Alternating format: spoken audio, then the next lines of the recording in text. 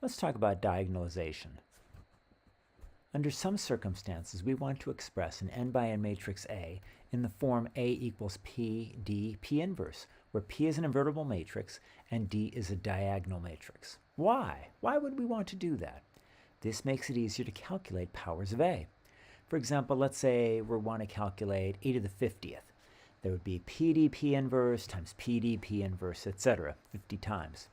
But notice, this P inverse cancels with this P inverse cancels with the P in the next term, etc. This P cancels with the P inverse in the previous term, and we're left with P, D, D, D, D, 50 times, D, P inverse. In other words, P, D to the 50th, P inverse. Well, that's great, but how are we going to calculate D to the 50th? It's actually not that difficult. Remember that D is a diagonal matrix, which means that if there are any non-zero entries, they have to be along the main diagonal. Everything below and above the main diagonal is 0. So if we have a diagonal matrix of this form, D1, 1, D2, 2, etc., are the entries along the diagonal, D to the k is going to be D1, 1 to the k, D2, 2 to the k, etc. These are going to be the entries along the diagonal, and everything below and above the diagonal is still going to be 0. We call this factorization A equals P, D, P inverse, the diagonalization of A, and we say that A is diagonalizable. More generally, A to the n equals P times D to the n times P inverse. Let A equal this matrix. Can we diagonalize A? First, we find the eigenvalues and their corresponding eigenvectors. Why? The eigenvectors have to be linearly independent. An n by n matrix A is diagonalizable if and only if it has n linearly independent eigenvectors. Okay, the characteristic of polynomial is going to be negative lambda minus 1 squared times lambda minus 2. Don't verify that it just is.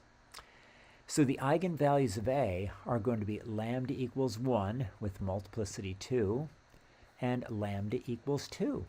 The corresponding eigenvectors, again, it just turns out this way, you don't need to check it, are going to be 1, 1, 0, 1, 0, 1 for lambda equals 1, and negative 3, 1 for lambda equals 2.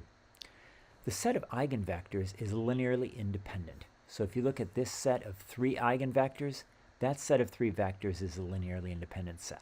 Well, how would you check this? We know how. Use the invertible matrix theorem.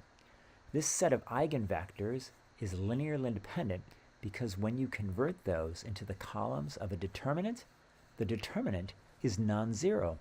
And again, the invertible matrix theorem, that monster theorem that has many statements, A is invertible if and only if the determinant is non-zero, and that's also true if the columns of the matrix are linearly independent.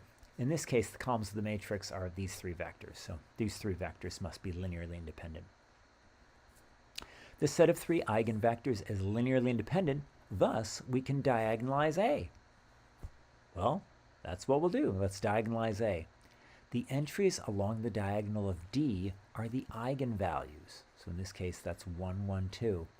And the columns of P are the corresponding eigenvectors. So this is the eigenvector for 1. This is the other eigenvector for 1, and this would be the eigenvector for 2. The order of the eigenvalues is arbitrary. So if we wanted to, we could have stuck 2 up here. We could have stuck 2 up there and make this 1 and make this 1. So the order of the eigenvalues is arbitrary. But once their order has been chosen, then the eigenvalues, or the eigenvectors, have to be in that same order. So in other words, if we did put the eigenvalue 2 up there, then this eigenvector corresponding to lambda equals 2, well, we'd have to make that in the first column. Let's try. Let's see if it works. So PD P inverse looks like this. Here's our matrix P. It consists of the eigenvectors for the matrix, and D, it's a diagonal matrix whose entries along the main diagonal are the eigenvalues. And then this is just going to be P inverse. When you multiply P times D times P inverse, you actually get A. So it really all works out. And the converse is true. A equals P, D, P inverse, where P is an invertible matrix and D is a diagonal matrix, if and only if The entries along the diagonal of D are the eigenvalues, and the columns of P are the corresponding eigenvectors. Compute a to the 10th using the diagonalization of A. Again, this is where diagonalization comes in handy. Well, a to the 10th is P, d to the 10th, P inverse, as we saw earlier. This is our matrix P. This is d to the 10th, and here we have P inverse. D to the 10th, again, is going to be 1 to the 10th, 1 to the 10th, 2 to the 10th. Those are the entries along the diagonal, and everything else is 0. So that turns out to be 1, 1, 10, 24. That's what d to the 10th turns out to be. Multiply that by P, and then P inverse on the right, and this is what we end up with. And if you check this, you will find that this hairy matrix above is indeed a to the 10th. Let B equal this matrix with characteristic polynomial determinant of B minus lambda I equals negative lambda minus 1 times lambda plus 2 squared. Find the eigenvalues. Well, we know what those are going to be. I mean, here we have lambda equals 1. Here we have lambda equals negative 2. It has multiplicity 2, so we know those are the eigenvalues. We can see that from the characteristic polynomial. The corresponding eigenvectors, just trust me, it works out that way, are 1, negative 1, 1 for lambda equals 1, and negative 1, 1, 0 for lambda equals negative 2. Is B diagonalizable? No. Recall that an n by n matrix is diagonalizable if and only if it has n linearly independent eigenvectors. This set of eigenvectors is indeed linearly independent. You got two vectors, one's not a multiple of the other, so it's linearly independent.